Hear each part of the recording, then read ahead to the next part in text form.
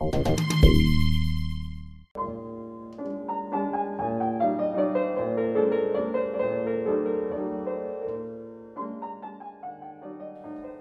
musique de Chopin, telle qu'on pouvait l'entendre à l'époque. Cette jeune pianiste joue sur un piano Pleyel de 1842, le même modèle que celui du compositeur.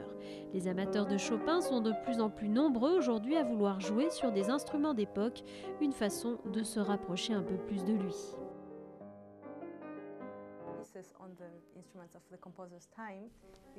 C'est différent de jouer des morceaux sur des instruments d'époque.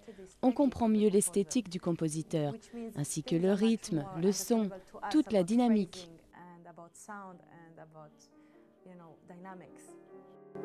Et voici le piano de Chopin. Il n'est plus utilisé mais donne quelques clés sur ce que le compositeur cherchait à produire. Je crois que Chopin aimait beaucoup ces instruments, premièrement par le timbre qu'il pouvait avoir. C'est un timbre qui est assez velouté dans le médium, clair dans l'aigu, avec une possibilité en nuances dans les pianissimi, une gradation dans les nuances qui n'existe pas sur les pianos modernes. Si la plupart des pianistes sont fascinés par Chopin, c'est parce qu'il composait essentiellement pour le piano.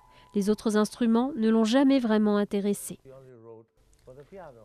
Il n'a écrit que pour le piano.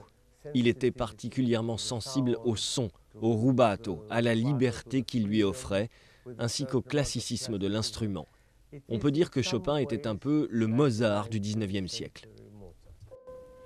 Une comparaison qui n'aurait pas déplu à Chopin, Mozart était l'un des rares compositeurs qu'il admirait.